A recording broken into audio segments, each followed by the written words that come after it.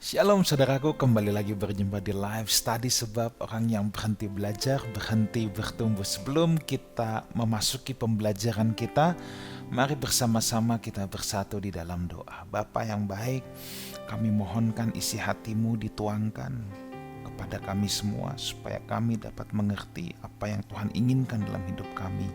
Dalam nama Tuhan Yesus kami berdoa, amin.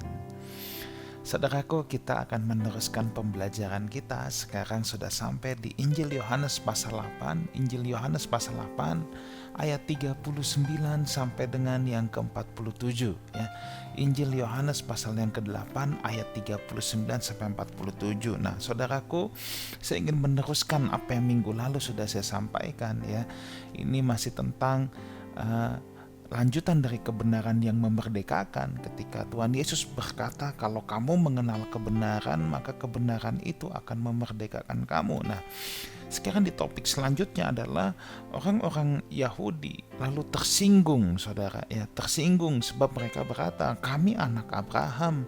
Kenapa kamu berkata kami akan merdeka? Kami kan nggak pernah jadi hamba siapapun. Nah, di sini persoalan status sebagai anak Abraham yang merupakan kebanggaan sekali bagi orang Yahudi atau bagi bangsa Israel. Nah, saya mau sedikit merefresh di ayat yang ke-37 terlebih dahulu. Yohanes 8 ayat 37, aku tahu bahwa kamu adalah keturunan Abraham. Jadi gini saudara, ya, bahwa memang tidak dapat disangkal secara darah dan daging orang-orang Yahudi adalah anak perjanjian, keturunan Abraham yang akan menerima janji Tuhan secara darah dan daging. Itu dari keturunan Ishak, bukan anak yang lain, dari keturunan Ishak. Dan inilah orang-orang Yahudi itu. Itulah sebabnya mereka sangat mengagungkan identitas ini. Nah, sekarang persoalannya saudara, bagaimana dengan kita? Nah, ini yang ingin kita bahas pada kesempatan ini. Saudara, kalau beribadah di gereja mendengarkan pendeta, siapa yang anak Abraham? Pasti saudara semua angkat tangan. Pasti kita semua angkat tangan. Loh, tadi kan saya sudah katakan secara darah dan daging ya. Secara darah dan daging tidak dapat disangkal. Keturunan Abraham itu ya hanya mereka, bangsa Yahudi. Di mana Abraham, Ishak. Bukan anak yang lain. Saya tekankan sekali lagi. Sebab anak Abraham bukan cuma Ishak, ada anak yang lain yang melahirkan bangsa yang lain. Tapi yang disebut anak perjanjian adalah keturunan dari Ishak. Nah, sekarang bagaimana dengan saudara dan saya? Kita ini kan bukan darah dan daging, saudara ya. Saudara yang menyaksikan ini ya, saya orang Chinese yang lahir di Indonesia. Saya orang Indonesia keturunan Chinese ya. Tepatnya begitu. Ada saudara yang orang Indonesia keturunan Papua, orang Indonesia keturunan Manado. Belum lagi kalau ada nenek yang di Manado yang udah kawin campur dengan orang Belanda dan lain sebagainya. Ada yang menyaksikan ini orang Indonesia keturunan Jawa, orang Indonesia keturunan Batak, orang Indonesia keturunan Ambon. Nah, lalu bagaimana kita dapat disebut sebagai anak Abraham, saudara? Secara darah dan daging bukan. Tapi saya yakin kita semua pede bahwa kita keturunan Abraham. Nah, kebanyakan orang akan berkata, oh ya, kita keturunan Abraham dari iman. Nah, apa yang dimaksud itu? Apakah semudah itu, saudara? Nah, di sini di ayat yang ke-39 ya, saya ingin menjelaskan sebuah kunci kenapa saudara dan saya dapat dikatakan sebagai keturunan Abraham. Jawab mereka kepadanya, Bapak kami ialah Abraham. Ya, ini jawab orang Yahudi kepada Yesus. Saya sudah katakan ini statement of identity. Kata Yesus kepada mereka, jikalau sekiranya kamu anak-anak Abraham, tentulah kamu mengerjakan pekerjaan-pekerjaan yang dikerjakan oleh Abraham. Nah, saudara, ayat 39 adalah kunci kenapa saudara dan saya bisa disebut sebagai keturunan Abraham. Ya. Di sini Tuhan berkata, jikalau sekiranya kamu anak-anak Abraham, tentulah kamu mengerjakan pekerjaan yang dikerjakan oleh Abraham. Nah, saudara, Rupanya Tuhan Yesus membuat rule of the game yang baru. Tuhan Yesus membuat sebuah aturan main yang baru. Sekarang yang merupakan keturunan Abraham itu bukan orang yang darah daging Abraham. Apalagi kalau cuman modal ditanya sama pendeta di gereja, siapa keturunan Abraham? Kita angkat tangan, saya. Darah dan daging saja tidak diakui, apalagi cuman modal pengakuan di bibir. Ya. Nah, ini harus kita ingat, saudara. Ya. Siapa keturunan Abraham? Saya. Belum lagi yang berpikir itu, wah, kalau keturunan Abraham dapat berkat jasmani banyak, duitnya tambah banyak. Apakah demikian? Wah, nanti kita mesti pelajari lebih lanjut ketika kita membahas kitab Ibrani, saudara. Ya. Tapi sekarang saya mau membuka sebuah kunci dulu. Kenapa saudara dan saya bisa disebut keturunan Abraham? Jawabannya satu, bukan karena darah dan daging. Karena kita mau melakukan tepat seperti apa yang Abraham lakukan. Itu jawabannya. Sebab Tuhan Yesus telah memberikan sebuah rule of the game yang baru. Siapapun yang melakukan tepat seperti Abraham lakukan, ia dapat disebut sebagai keturunan Abraham. Jadi saudara mesti ingat ini. Kalau orang Yahudi aja bisa ditolak, apalagi orang Indonesia. Kan begitu. Orang Hong Kong, orang Singapura, ya bisa ditolak, saudara. Persoalannya bukan darah dan daging. Persoalannya bukan pengakuan di bibir.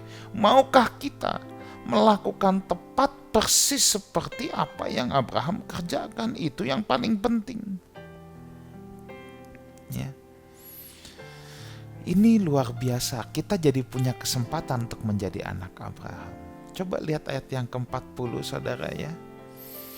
Tetapi yang kamu kerjakan ialah berusaha membunuh aku, seorang yang mengatakan kebenaran kepadamu, yaitu kebenaran yang kau dengar dari Allah. Pekerjaan yang demikian tidak dikerjakan oleh Abraham. Tuh, Yesus bilang, yang merupakan keturunan Abraham adalah orang yang mengerjakan persis seperti yang Abraham lakukan. Kalau kita mengerjakan yang lain, yang tidak dikerjakan oleh Abraham, kita bukan keturunan Abraham. Jadi siapapun dia, kalau dia mengerjakan apa yang Abraham lakukan, dia keturunan Abraham. Kalau dia tidak mengerjakan apa yang Abraham lakukan, dia bukan keturunan Abraham. Ayat 42, ini luar biasa. Ya, ayat 42, kata Yesus kepada mereka, jikalau Allah adalah Bapamu, kamu akan mengasihi aku. Sebab aku keluar dan datang dari Allah. Dan aku datang bukan atas kehendakku sendiri, melainkan Dialah yang mengutus aku. Barang siapa yang menjadi anak Bapa, saudara, itu pasti mengasihi Yesus. Kalau masih mengasihi dirinya sendiri, hidup untuk dirinya sendiri, harus dipertanyakan keabsahannya. Mengasihi Yesus adalah tanda mutlak seseorang menjadi anak Bapa.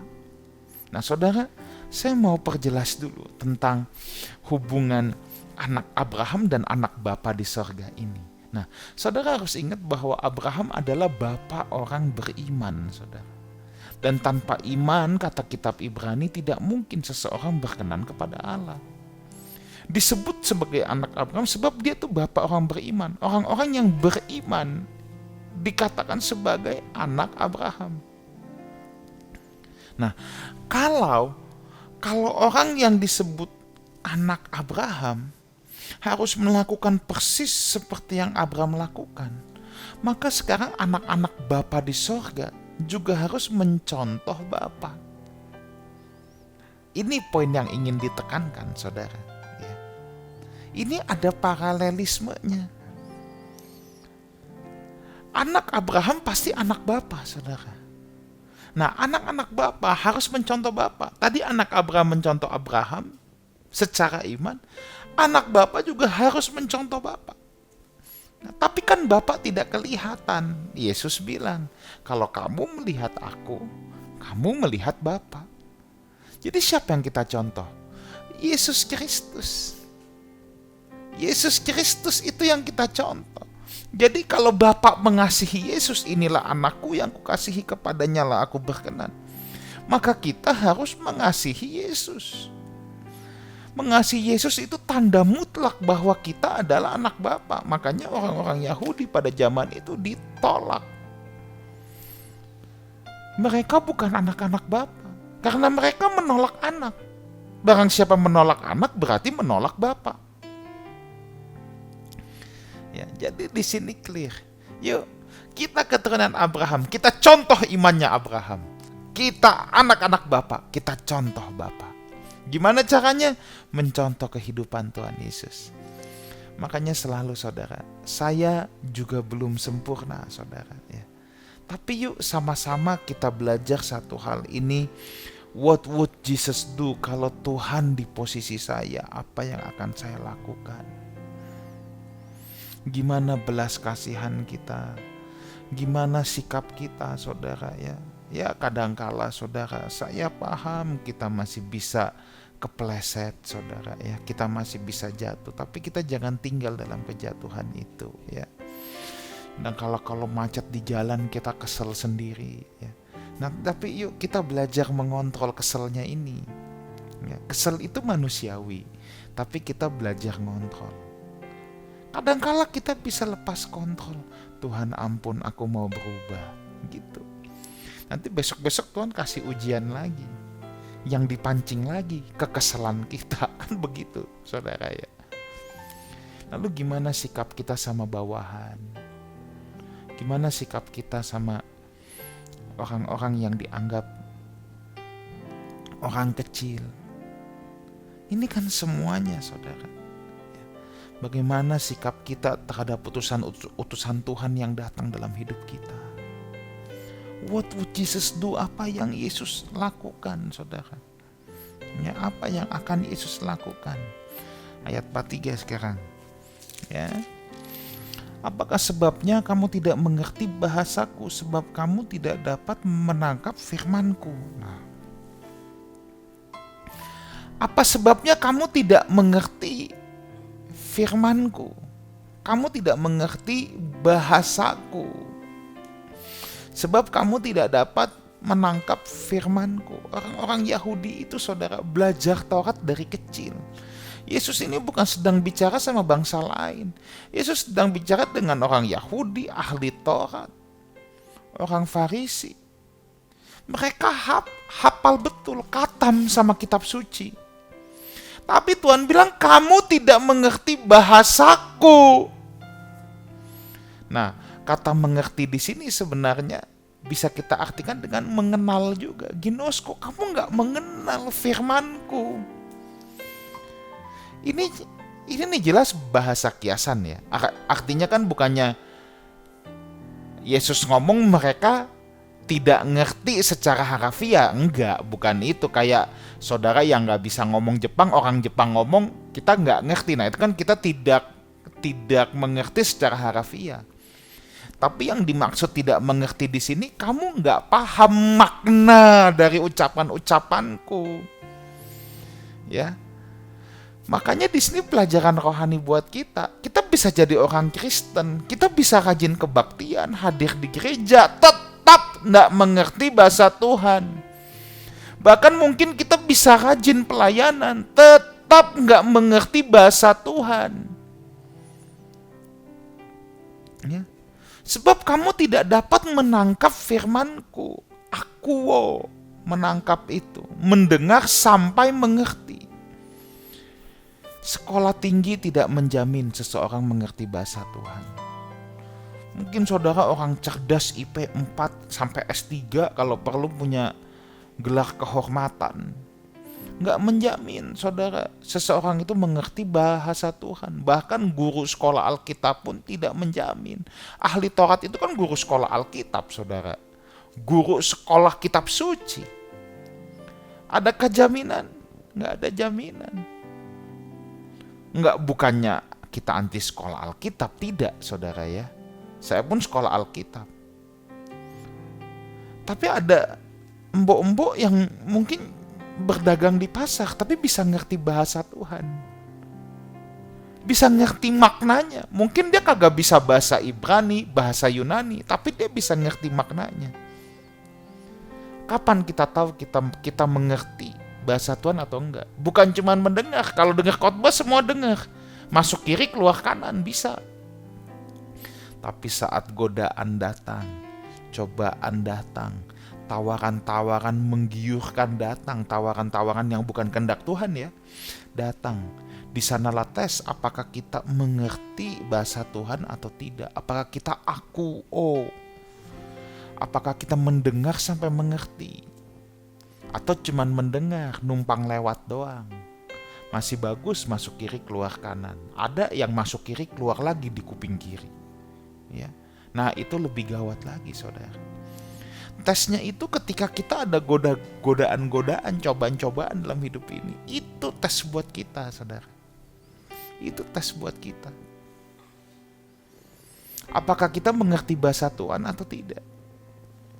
Jadi siapapun saudara, kita harus mengerti bahasa Tuhan. Makanya di sini anak-anak Tuhan tuh harus melatih diri, nyambung sama Tuhan, sefrekuensi dengan Tuhan. Saudara kalau belum lama bersahabat dengan seseorang pasti belum nyambung. Tapi kalau saudara bersahabat terus, nanti lama-lama nyambung. Ngomong sefrekuensi bisa klop. Ya. Nah, kita teruskan di ayat ke-44. Nah, ini luar biasa. Iblislah yang menjadi bapakmu dan kamu ingin melakukan keinginan-keinginan bapakmu. Ia adalah pembunuh manusia sejak semula dan tidak hidup dalam kebenaran. Sebab di dalam dia tidak ada kebenaran. Apabila ia berkata dusta, ia berkata atas kehendaknya sendiri. Sebab ia adalah pendusta dan bapak segala dusta. Nah saudara, ini lebih repot lagi ya. Yesus itu kadang-kadang suka bercanda saudara ya. Bercandanya kadang-kadang kata-katanya kasar. Ini kan di sini ditulis, iblislah yang menjadi bapakmu. Waduh, dari mereka bangga, aku anak Abraham. Ini saya pakai bahasa sehari-hari ya. Tuhan mau bilang sama mereka, kamu bukan anak Abraham. Terus anak siapa? Anak setan. Nah, coba tuh. Ya ini kan ditulis bahasa halus. Kalau Alkitab ini kan harus ditulis menurut ejaan yang disempurnakan. Iblislah yang menjadi bapakmu. Coba dalam bahasa sehari-hari kira-kira gimana? Sama nggak? Iblislah yang menjadi bapakmu dengan kamu anak setan. Nah, sama nggak? Kira-kira sama nggak saudara? Ya sama saudara ya. Nah di sini ada dua pilihan. Seseorang mau jadi anak Abraham atau anak setan. Kalau dia bukan anak Abraham, dia tidak mencontoh imannya Abraham, dia pasti anak setan. Nah, ini Alkitab saudara.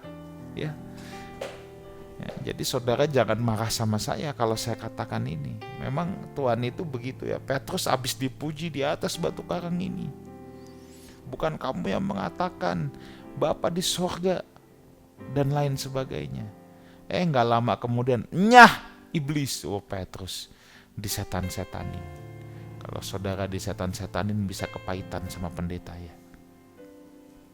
Ya, tapi saya bukan Yesus, makanya saya nggak mau setan-setanin orang ya. Hanya Yesus yang berhak, ya, hanya Yesus yang berhak. Kalau saya tidak berhak ya, saya tidak berhak. Kita sama-sama orang berdosa yang lagi belajar sama guru yang agung. Saya sebagai pendeta itu hanya pelatih untuk kita semua ya. Saya tidak berhak setan-setanin orang ya. Yesus berhak. Tapi yang saya ingin katakan di ayat ini adalah kita hanya punya dua pilihan. Kita mau menjadi anak Abraham, which is anak-anak Bapa di sorga, atau kita mau menjadi anaknya iblis. Dan di sini dikatakan dia raja pendusta. Dia bapak segala dusta. Siapa yang masih suka dusta? Siapa yang masih suka bohong? Nah, itu pasti bukan keturunan Abraham. Hati-hati saudara ya. Yuk kita belajar, jangan membiasakan dikit-dikit bohong, dikit-dikit dusta. Hati-hati, kenapa? Sebab bapa segala dusta itulah iblis. Bapak segala dusta itulah iblis. Makanya hati-hati, jangan suka berdusta ya. Ayat 45, 46, 47 kemudian kita selesai. Tetapi karena aku mengatakan kebenaran kepadamu, kamu tidak percaya kepadaku. Siapakah di antaramu yang membuktikan bahwa aku berbuat dosa? Apabila aku mengatakan kebenaran, mengapakah kamu tidak percaya kepadaku? Barang siapa berasal dari Allah, ia mendengarkan firman Allah. Itulah sebabnya kamu tidak mendengarkannya, karena kamu tidak berasal dari Allah. Saudara, Yesus itu memberitakan kebenaran kepada orang-orang Yahudi, dan mereka tidak suka dengan kebenaran yang Yesus beritakan, karena bertentangan dengan konsep mereka selama ini. Karena mereka tidak suka, mereka jadi nggak suka dengan pribadi Yesus, karena kebenaran yang Yesus sampaikan. Mereka maunya Yesus menyampaikan yang sesuai dengan selera mereka, tetapi Yesus tidak menyatakan kebenaran yang sesuai dengan selera mereka. Akibatnya mereka nggak senang sama Yesus, mencari-cari kesalahan Yesus. Makanya siapakah di antaramu yang membuktikan bahwa aku berbuat dosa? Dengan kata lain, Tuhan mau bilang, emang salah saya apa? Kalau karena aku menyatakan kebenaran kamu tidak suka, ya kamu memang bukan anak-anak Allah. Makanya kamu gak suka, kamu gak punya gairah itu. Apa yang bisa kita pelajari, saudara? Saudara, yuk kita cintai kebenaran. Sekalipun kadangkala kebenaran itu membuat kita tersinggung. Oh iya pasti, kalau manusia lama kita, kedagingan kita ditabrak, itu kan bisa bikin kita tertemplak, tersinggung.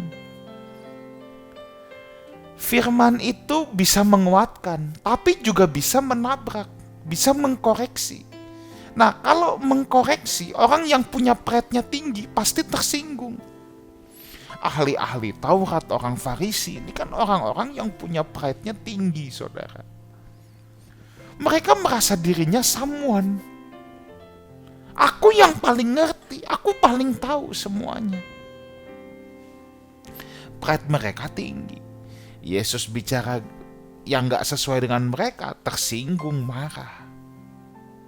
Yuk, saudara, kita harus ingat gini, firman Tuhan ada yang menguatkan, ada yang mengkoreksi. Nah, dua-duanya harus di-embrace ini, harus kita peluk. Banyak orang cuma mau firman yang menguatkan, tapi kalau firman yang mengkoreksi langsung dijauhi. Oh, nggak bisa, saudara. Kita harus mengadopsi semuanya. Firman adalah firman. Itu menguatkan, itu mengkoreksi, harus. Mengkoreksi pun sebenarnya menguatkan. Tapi biasa yang namanya mengkoreksi awalnya tidak enak. Ya. Ibarat saudara ke dokter, kalau cuma dikasih obat itu sih enak, gampang tinggal minum. Tapi kadang-kala ada penyakit-penyakit yang perlu dioperasi dulu. Nah ini kan gak enak, saudara. Tapi demi sembuh, supaya setelah sembuh kita jadi lebih kuat dari sebelumnya. Kan begitu, saudara ya. Maka yuk saya ajak kita semua mencintai kebenaran. Mencintai kebenaran, sekalipun itu kadang-kala bisa membuat kita tersinggung. Apalagi jangan sampai kita seperti orang Yahudi, karena tersinggung jadi sentimen, jadi merasa tidak suka kepada si pembawa berita kebenaran. Ini saya perhatikan banyak orang tersinggung dengan kebenaran, tersinggung mendengar kebenaran. Akhirnya tanpa dia sadar, di bawah alam sadarnya jadi sentimen kepada pembawa beritanya. Ciri-cirinya nanti gampang. Ciri-cirinya adalah ada rasa gak suka dan akhirnya yang diserang pribadi. Kalau ditanya kesalahannya juga bingung. Pokoknya gue gak suka aja. Nah, kan jadi repot kalau begini. Maka ayat 47 saya akhir dengan ini ya. Bukti seseorang berasal dari Allah adalah ketika ia mendengar firman Tuhan, hatinya terbakar, bergelora sekalipun firman itu menemplak dirinya. Sekalipun tuh. Itu sebabnya kamu tidak mendengarkannya karena kamu tidak berasal dari Allah. Ini bukan tuli, saudara. Nggak mau menerima, tidak mendengarkan di sini tuh bukan tuli, bukan. Tapi tidak mau mendengarkan di sini adalah tidak mau menerima, nggak mau reseptif. Harusnya kita punya hati yang terbakar, bergelora. Ya, ketika kita mendengarkan firman, baik itu yang menguatkan maupun yang mengoreksi, kita harus terbakar oleh kebenaran itu. Yuk jadi rendah hati, yuk merendahkan diri, supaya firman bisa masuk berkuasa atas hidup kita. Tuhan Yesus menyertai kita semua. Amin. Mari kita berdoa. Terima kasih untuk kebenaran firman-Mu, Bapa. Kiranya Roh Kudus-Mu yang memetraikan dalam hati setiap anak-anak-Mu. Dalam nama Tuhan Yesus kami berdoa. Amin. Saudaraku, saya ingin sekali berjumpa dengan saudara di ibadah raya Life House Community jam 10 pagi di Wang Plaza lantai 2. Sampai jumpa minggu depan di Life Study, sebab orang yang berhenti belajar berhenti bertumbuh. Puji Tuhan.